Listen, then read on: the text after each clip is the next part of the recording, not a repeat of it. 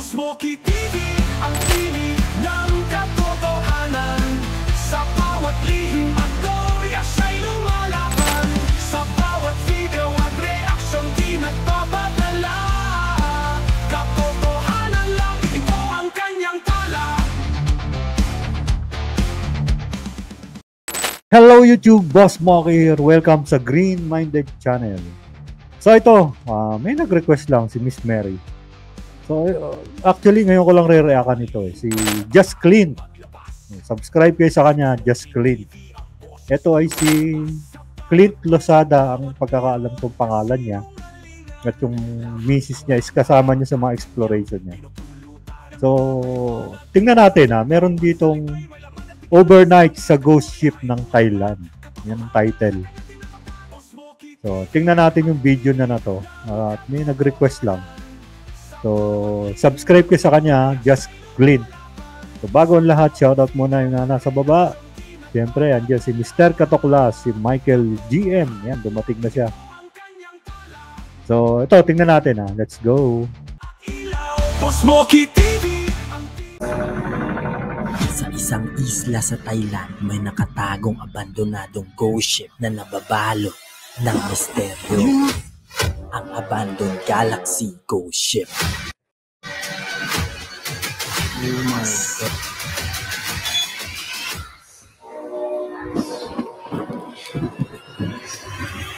Para makabalik sa lokasyon, kailangan namin bumiyahe galing Pilipinas papuntang Thailand. Pagdating sa Bangkok, 6 na oras naman sa bus papunta sa pinakadulong probinsya. Katabi na nito ang karatig bansa na Cambodia. Dito kailangan namin mag-jeep ng 1 oras papunta sa pier. Pero nakakapagtaka dahil kami lang ang pasahero papunta sa isla. Alis na yung barko pero kami lang yung tao dito. Tayo dun sa isla pero tayo lang yung tao dito sa baba. Ano yun? Lumakad yung barko? Sila lang?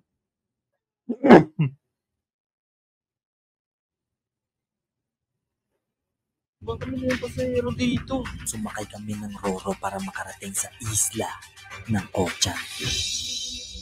Pagdating ayaw pa rin ng mga driver, ihatid kami doon. Ayaw nila Motor na lang siguro. Kaya nagrenta na lang ulit kami ng motor papunta. Pwede pala yun, magre-renta ka ng motor. Ang galing sa kanila,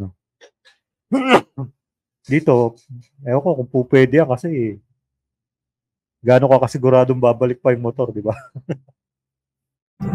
Matarik at paakyat ang daan dito. Wala kang makakasabay o makakasalubong maliban sa mga unggoy na nakatira sa kagubatan. Doon pa sa baba. Layo na lang. Hinatid namin ang gamit at nabili ng pagkain dahil malayo ang lokasyon ng barko. Pero bigla kami kinilabutan sa sinabi ng lokal dito. Have someone die, but I know in the ship. Have katumari jam see something that they run. Parehas ang sinabi niya sa nangyari sa amin ng unang punta namin dito. Ganito rin ang nangyari sa mga taga-India na pumasok sila sa barko.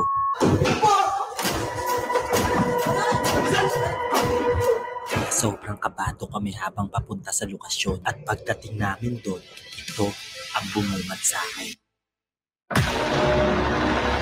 Isang malaking lumang resort na may abandonadong barko. Dito na ngayon tayo sa Haunted Ghost Ship dito sa Thailand. This time, iikutin namin ang buong resort mismo. Kaya tara, samahan nyo kami. Nag-ikot na agad kami habang may araw pa. Kita nyo yung kita nyo yung narration niya, tapos yung quality ng mga video shots niya. Ganda, Dito mo makikita na may editing skills sila, di ba? Parang ganito rin yung kay Mr. Katoklas Parang parehas lang sila ng level ng editing skills. Alam nila kung ano yung ikakat, alam nila kung ano yung ipapakita, di ba? Ito, parang nila to, hall. Harap nito yung dagat. Yun, may mga drone. Lumapit Ang lupit, may mga drone shot pa sila, kami para tingnan anong meron dito at nagulat kami nang nakita namin to. Isa pang malaking abandonadong barko na nakadaong dito. Check natin yung meron dyan. Laki ng barko. Sinubukan kong akyat. Walang nga yung barko, parang Parang panahon pa ng Kala ka lang galyon Kala ka lang galyon. History, kala ka lang galyon. Pinto para makita ko ng malapitan. Oh, God. Pero marupok at anytime pwedeng bumagsak ang hagdan.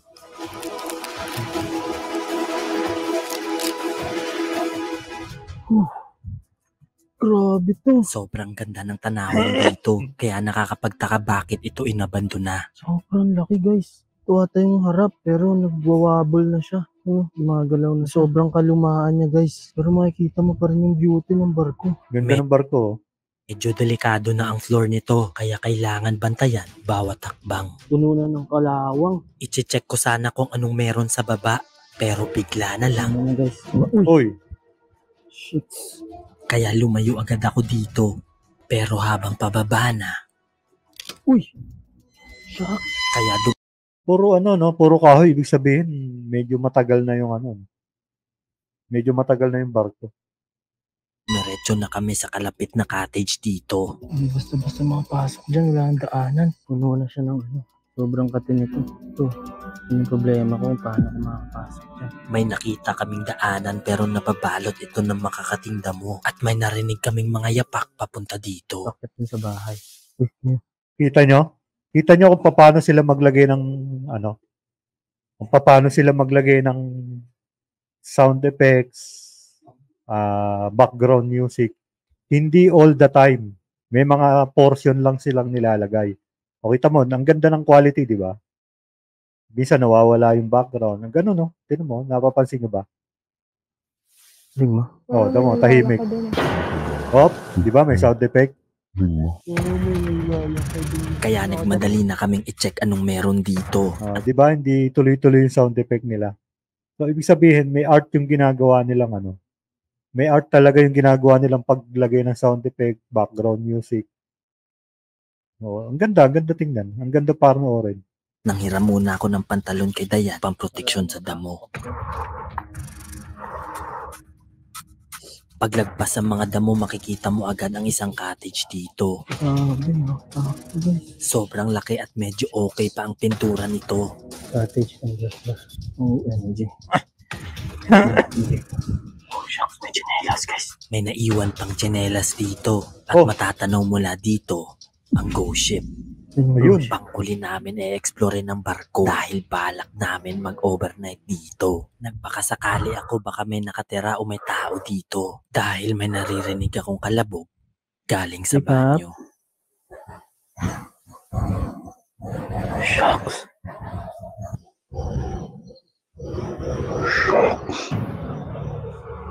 Kaya pinuntahan ko para malaman kung may tao. At nang binuksan ko ang pinto, ito ang nakita ko.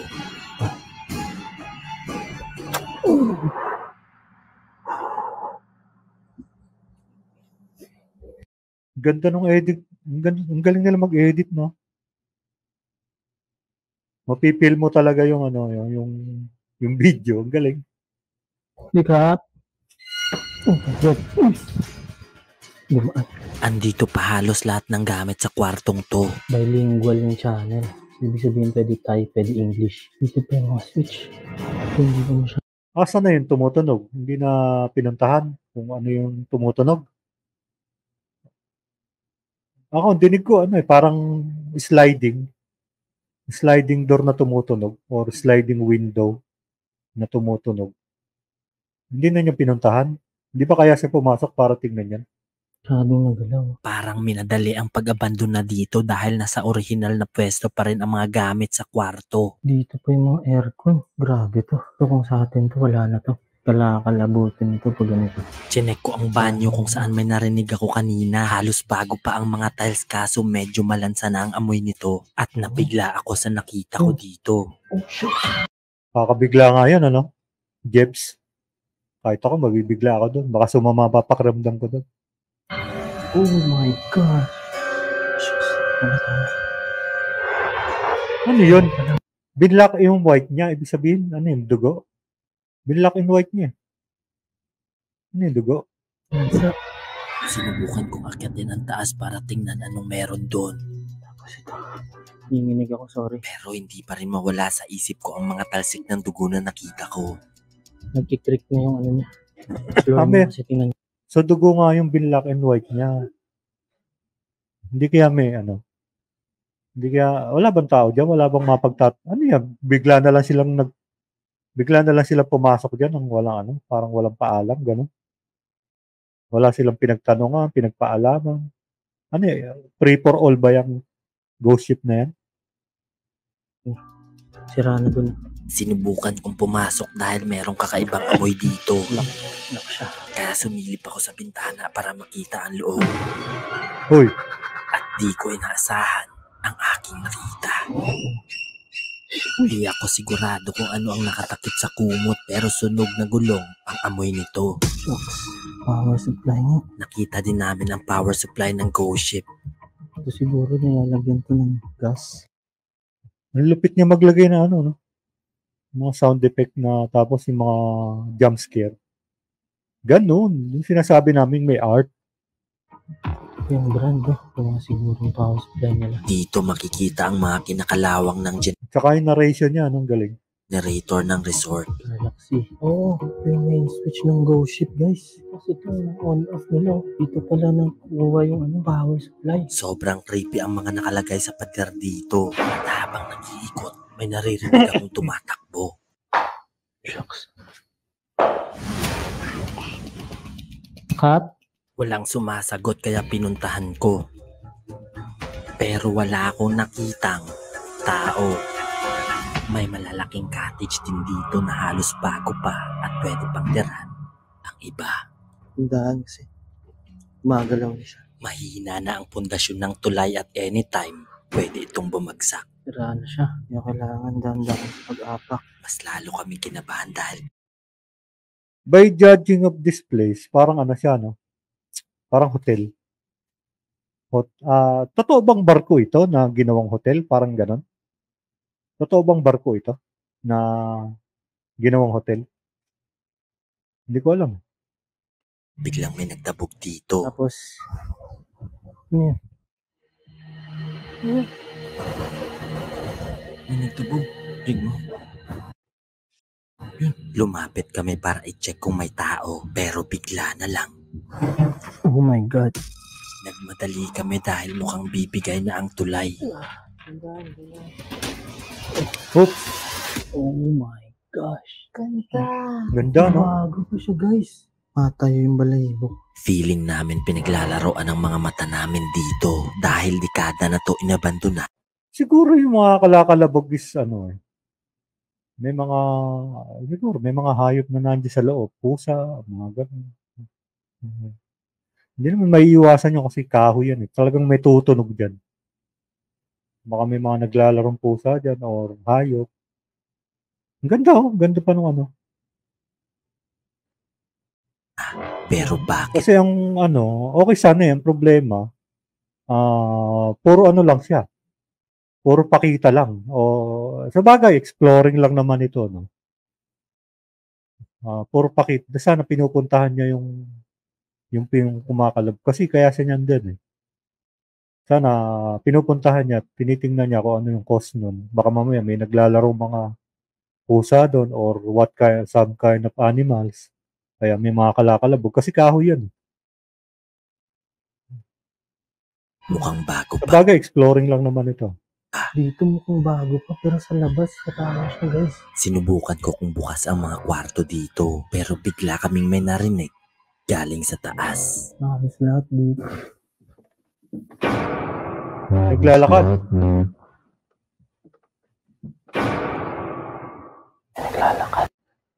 Wala kayang tao dyan? Walang ano?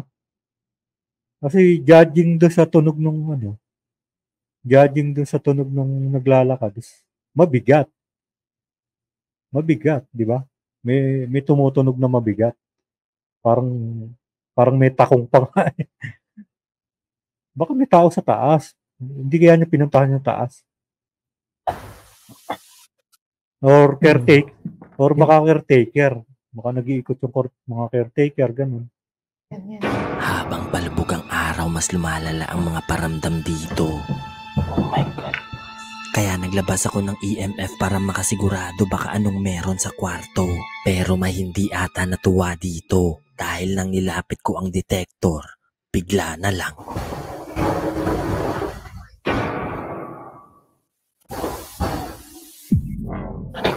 Tingin ko may tao sa taas. Ewan ko Pero pakiramdam ko may tao sa taas. Siguro may nag-aayos. Kasi hindi naman papabayaan totally siguro yan. May mga caretaker pa rin yan. Di ba? Tingin ko lang may tao sa taas. Biglang may nagtabog ng malakas dito Oh my God. Marks, bibling club. at may nadedetect ng EMF. Lalagay ko siya dito. Bibling. Oh my God. Bumibigat ang pakiramdam namin dito kaya dumiretso na kami agad sa taas. Baka may kuryente pa. Hindi sa ano. Mas lalo kami kinakabahan dahil biglang may nagdadabog sa kwarto at baka biglang mag-collapse ang flooring nito. O, di ba? Kaya- Tumutunog agad siya. Ibig sabihin may naglalakad yan. Alam ko, may mga fire extinguisher. Parang ang ganda pa nga nung di ba? Parang ginagamit pa eh.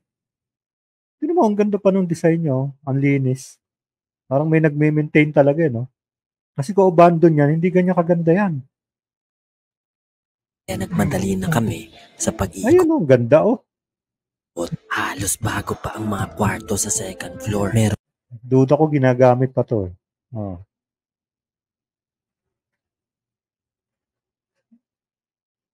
din mga Biblia pero nakatay. Christ ang may. Andito pa lahat ng kagamitan sa bahay. Ayan bago pa yung mga gamit eh. So hindi siya abandon. At kwarto at nakakamangha dahil walang kumukuha kahit sino. Grabe, ang ganda. Sobrang ganda ng view dito pero nakakalungkot at sayang talaga. Lahat. May nakita kaming kumpol ng mga kumot dito na parang may tinakpan na katawan. Mamalasa. Tumakbo na kami agad na parang walang nakita. Hindi, ano lang yun. Siguro tinambakan ng mga bedsheet. Grabe naman mag-narrate eh. Pero habang palabas, biglang may kumagat kay Dayan. Sibilig. May kumagat sa akin. Ayun. Pumunta na kami sa dulo ng resort bago pa dumilim. Dito nakita namin ang mga abandonadong speedboats. Pero bago makarating dito, madadaanan mo ang iba't ibang cottage na abandonado. Grabe pa sa speedboat. Ano lang dito guys. Baby dolphin. Medyo maliit siya kumpara dun sa mga naka-cover. May gumagalaw sa mga damo pero sigurado hindi ito multo. Malamang sa malamang, mga cobra ang nandito. Palubog na Takbo. yung araw. So ngayon pupunta na tayo dun sa may malapit sa Go Ship. If nakaabot kayo dito, please do subscribe. If ma-hit natin yung 1 million, magsistay kami dito ng Ayun 1 million na raw. Sana all. tatlong araw. Kaya help me reach 1 million subscribers guys. Let's go. Pumunta na kami sa Goshi para i-check saan kami pwede magpalipas ng gabi. Basta nadapat kami pero nakita namin ito. Yung labas niya, para siyang inabandona, pero kung titingnan mo yung loob niya, maganda yung loob. Parang may nagme-maintain, parang may nagme-maintain nga doon sa loob eh. Ang gaganda eh. Malilinis pa nga, di ba? Nakapadlock na ang mga pinto dito sa baba. Kaya nagpalipad ako ng drone. Baka sakaling makahanap ng ibang daanan. At pag-angat ko ng drone, ito ang nakita namin. Hindi na okay ang kalagayan ng barko at mas lumala pa ito kaysa ng unang punta natin. Wala kaming mahanap na daan kaya sa harap na lang ng Go Ship kami pumwesto. Time check, 7:18 na ng gabi. Dito na lang kami sa spot na to. Dito na kami kakain. Tapos dito na kami magpapalipas ng oras. Mamayang 12, gagawin na natin yung isa pang challenge. Tapos 3 AM challenge. Sobrang dilim guys. Tingnan yung Go Ship. Oh my gosh. Nasa isla tayo na may abandonadong Go Ship. Tayo ang unang Pinoy na makakagawa nito. Pero di namin ma-explain kung gaano kami kakabado. Kumakain lang kami nang biglang may nagtabog sa barko. Sa point na to, hayaan ko mag-play ng diretso ang video para makita at marinig nyo kung gaano ka-active ang paramdam dito.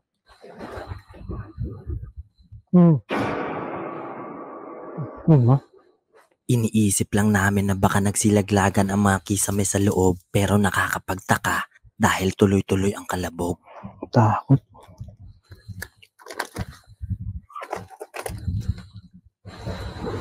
Kumakalampag. Dito na kami kinabahan dahil Yun ang problema kasi yun lang yung nakita ko na ano.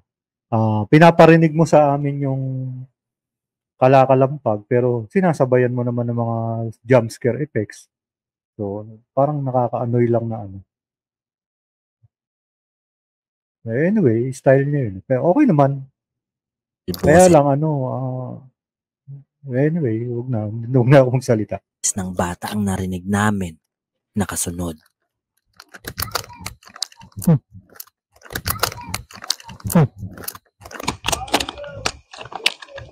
Boses nga ng bata. No? May bata dyan sa paligid. Imposibleng may bata sa abandonadong resort at this oras pa ng gabi. Nagsasalita. Nagpahinga kami kahit kabado Sana nandiyan na kayo imbestigahan nyo, no? Yun naman ang hanap nyo, di ba? Kung totoo mang boses ng batang multo yun. Anyway, kumakain sila. Tsaka yung kung titingnan mo yung mga kalakalabog, siguro nga baka nalalaglag nga yung mga yung mga ceiling or yung mga marurupok na doon sa barko, nalalaglag na siguro. Anyway, kung totoo naman yun, edi ghost talaga yun. Pero tingin ko mga nalalaglag na yun. Mga marurupok na. Yung boses ng bata, di tayo sigurado kasi una-una, first time lang din naman nila pumunta dyan. Gaano sila kasigurado na walang mga bahay sa kapaligiran yan. Di ba? I'm sure may mga nag-handle niyan. I'm sure may mga nagke-caretaker niyan. Kasi magaganda yung malilinis yung kwarto. Di ba? Baka mamaya may anak yung naglilinis yan. Anyway, kung totoo naman yan, di totoo. kasi hindi pwedeng bumaba ang resistensya namin dito dahil pag nangyari yun, sasapi at sasama sila sa iyo. So yun guys, it's already 12 na dito. Easy na. It's 12 na. Nag-prepare na kami agad para sa 12 AM challenge. 12 AM, dito natin bubuksan yung play button natin. Hindi pa namin to nabubuksan, ngayon pa lang natin makikita sabay-sabay. Nakasil dyan. Sana all. Hindi namin ito makukuha kung hindi dahil sa inyo. Sumusuporta sa amin ni Dayan. Maraming salamat sa inyo guys. Bubuksan na natin to dito mismo sa GoShip. Nag-unbox na kami sa oras na to nang biglang may gumalaw sa tubig. Butas natin. Gumagalaw Palaka. sa tubig guys. Palaka yun. Wow! Ito na. Play Ganda, button oh. natin. Grabe. Sana all. Hinayaan lang namin naka-on ang camera dahil nagmamadali na kaming umalis sa spot na to. iPhone, maganda. Pero wala kaming kaalam-alam na meron na pala itong nahagip na elemento.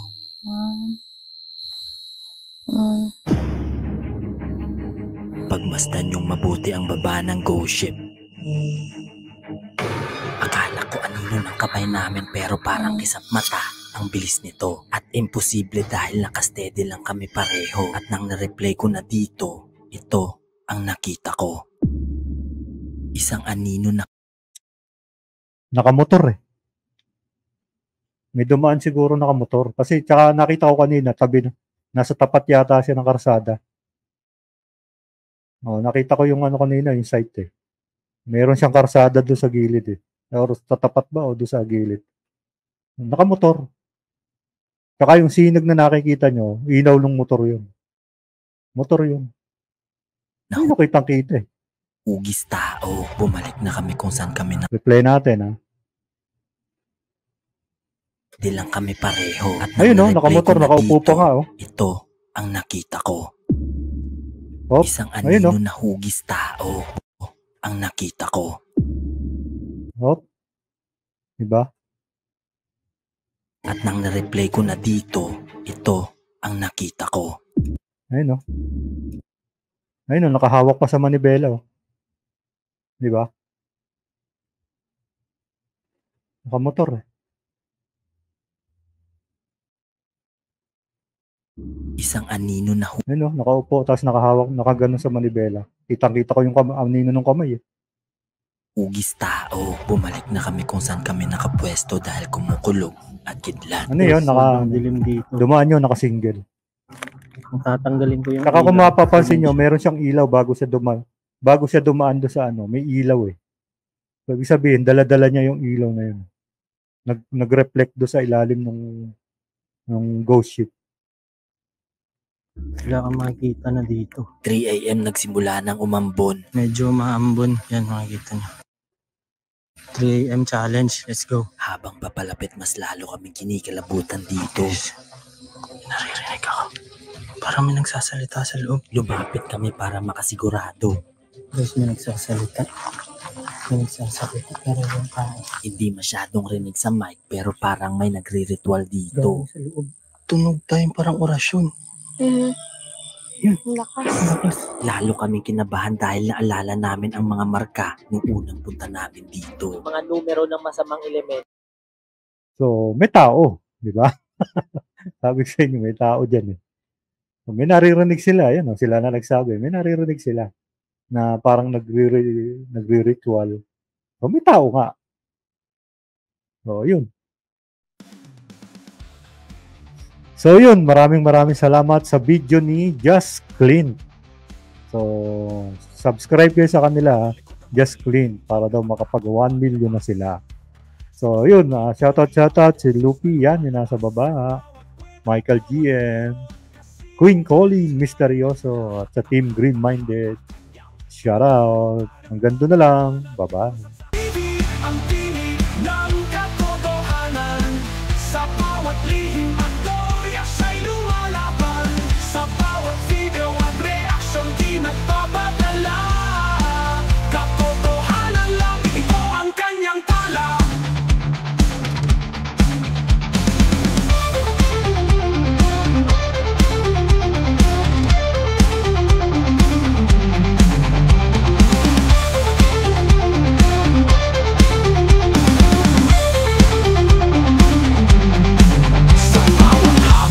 Pagsubok siya'y nandyan. Sa bawat kwento reaksyon, ang kanyang paraan ay magbigay liwanag sa gitna ng dilim. Si Boss Moki TV ang gabay namin. Boss Moki TV ang tinig ng katotohanan. Sa bawat lihim at storya siya'y lumalaban. Sa bawat video at reaksyon di nagpapadala.